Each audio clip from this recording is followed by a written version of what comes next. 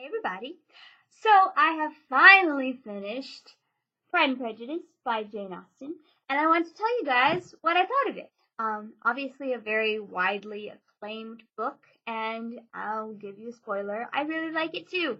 It's about this girl named Lizzie who's living in the 1700s sometime. So, it's old Elizabethan, I think you call it. It's old that time, one of those old romantic stories. And anyway, it's about her, and she is a really great character. She is very strong. She's very I'm sure she was very different for that time period in that she really tells people what she thinks, and she doesn't really care what other people think of her opinions, but it's not in a obnoxious way. It's in a way that she's confident and that she knows what she cares about, and she knows how she feels, and she's just going to tell you about it. And that's something I really appreciate about her. She's very witty, but she can also be very kind. But at the same time, she's not a perfect character, which is why it's called Pride and Prejudice. She has kind of a tendency to judge people and to look down on them a little bit. And I mean, that's one of the great things about her, is that she has all these facets to her. And there's also just great character development with her.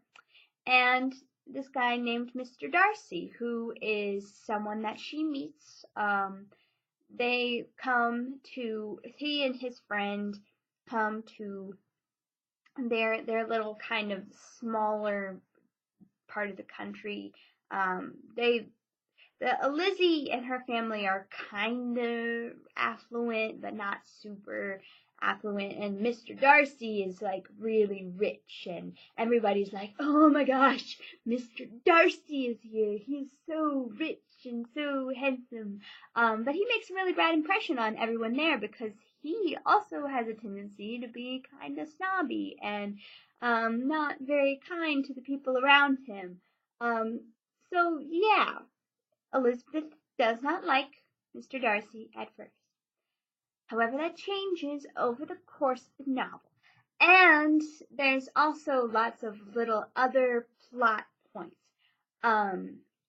As Jane Austen usually does, there's a lot going on. We have other romances that take place in the same time frame. And just other little things like Mansfield Park. I did a 17-minute long video on Mansfield Park just because there was so much to say, and I'm not going to give y'all as much of that this time. Just know there's a lot of other little things going on.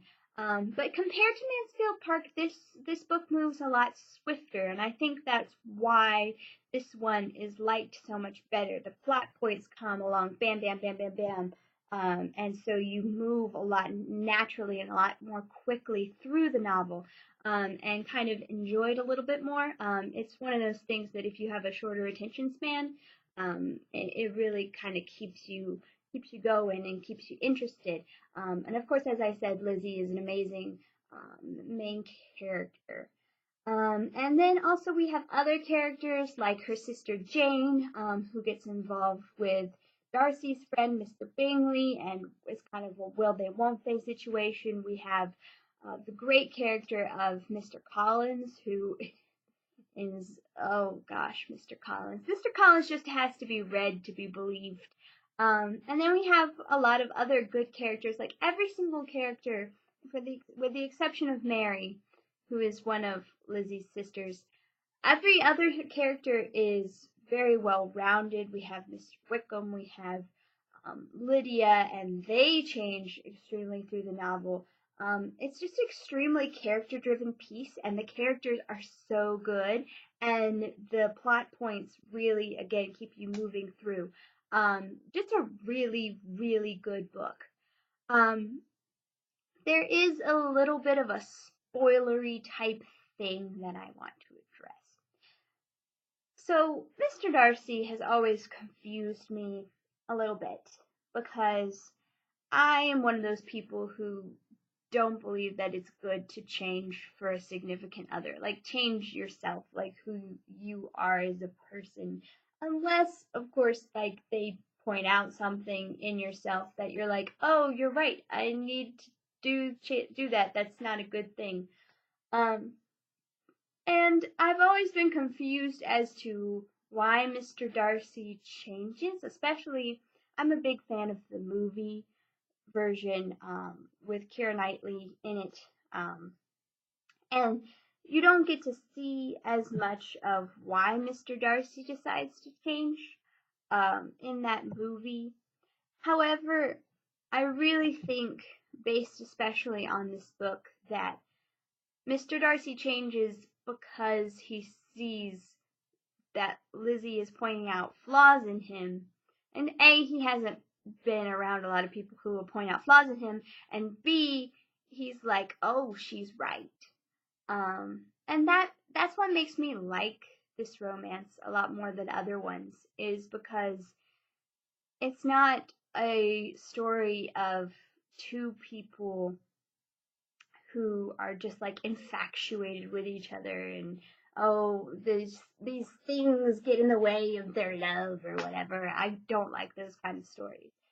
This story is about two people who what's keeping them apart is themselves and their own flaws, and they point out those flaws in each other, and then they realize, oh, that person's totally right, I need to change this.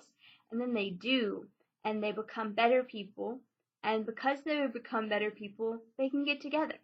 It's a very different story than a lot of romances are, and it's uplifting, it's exciting, it's fun. At points it's hilariously funny. It's really just a complete masterpiece, and I love it from beginning to end. So yeah, that is my review of Pride and Prejudice. I've read it many, many times, and I'm sure I will read it many, many more. Next book that we're reading is Voyage of the Dawn Treader by C.S. Lewis. It is the fifth in the Chronicles of Narnia series. So I look forward to getting to that. It will probably take me less time to read. We'll see. And I'll see you guys later. Bye.